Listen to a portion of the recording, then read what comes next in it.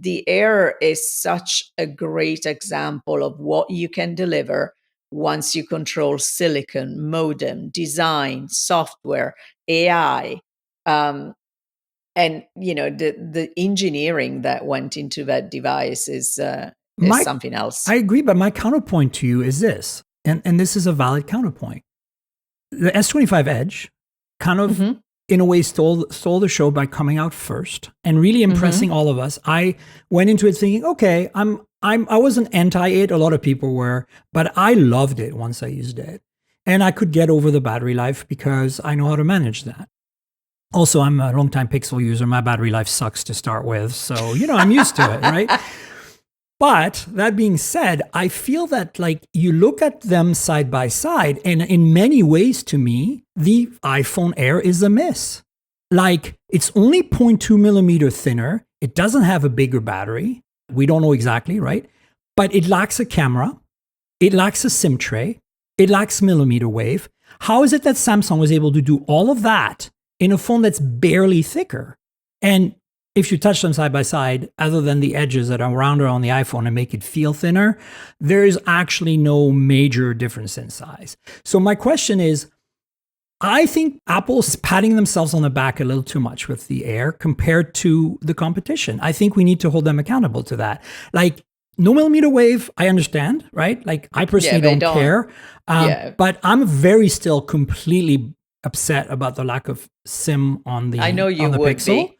And I think that it's a slippery slope to go to eSIM globally. And we've actually heard a news item today that they've delayed the pre-orders in China because the Chinese carriers are not ready for eSIM.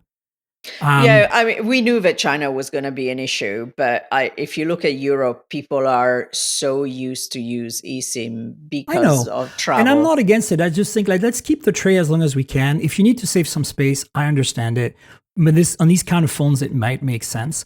But again, Samsung made a phone that's barely thicker, that has a SIM tray, has millimeter wave, has an ultra-wide camera. Why, if Apple is so mighty, why couldn't they do that and add a telephoto?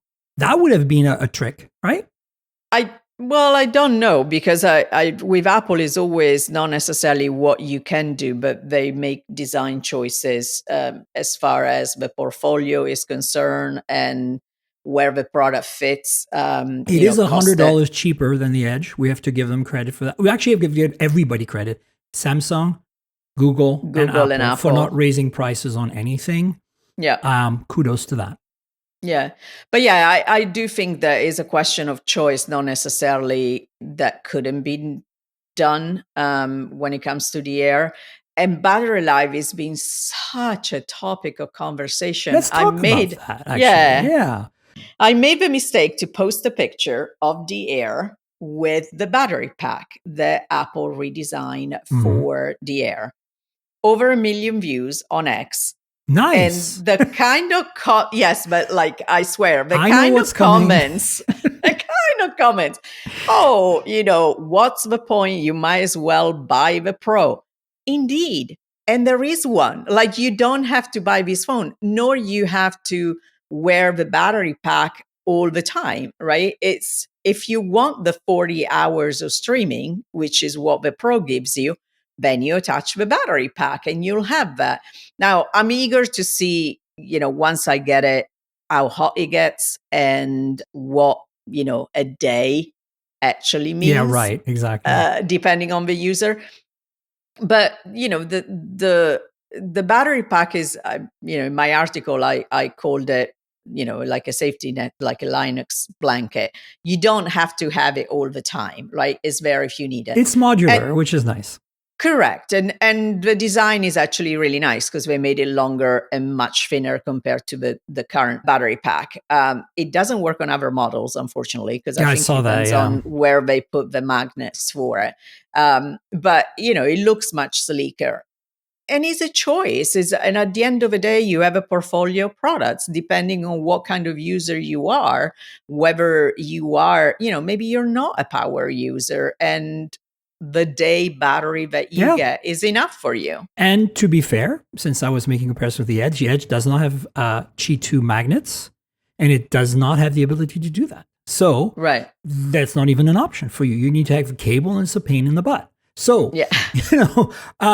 But I also want to point out to you that I feel that there's a missed opportunity for Apple, and it's also a missed opportunity for Google, and it's a missed opportunity for Samsung, and it's a missed opportunity for North American customers of not having silicon carbon in these phones. And I still do not understand this. We're 3 years into it, right? And, Honor was a pioneer in this, but everyone from the BBK Group, former BBK Group companies, the OnePluses and the Oppos and the Realmes and the Vivos, all the Xiaomi Group.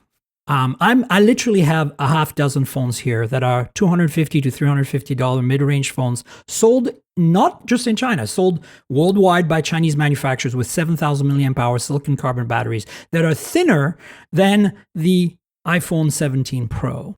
Now, they're not flagships, right? But it's kind of like, why is it Apple? This was like, I know Samsung's traumatized by the Note 7, so I did not expect. I was gonna say, right? But Apple, I expected Apple to be like, okay, this is in the same way as we put the C1 modem in the 16E, and I gushed about how good it was, and I'm sure the C1X will be amazing, and I know that Apple's chips is where they nail it, the A19. Like we should talk about that, because I think Apple, that vertical integration is, to me, it's mostly about the silicon at this point.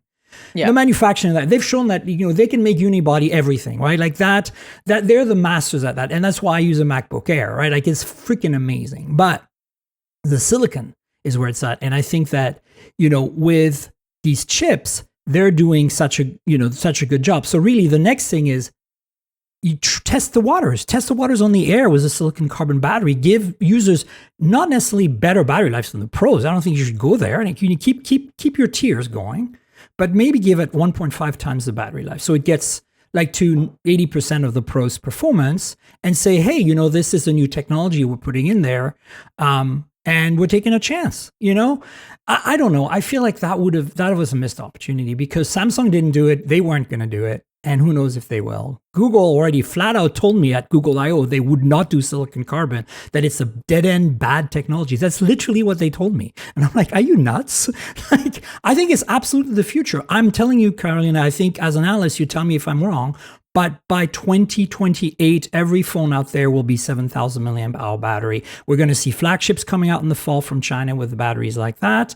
We're going to get 10,000 milliamp hour on mid-range and budget phones by 2 years from now, guaranteed.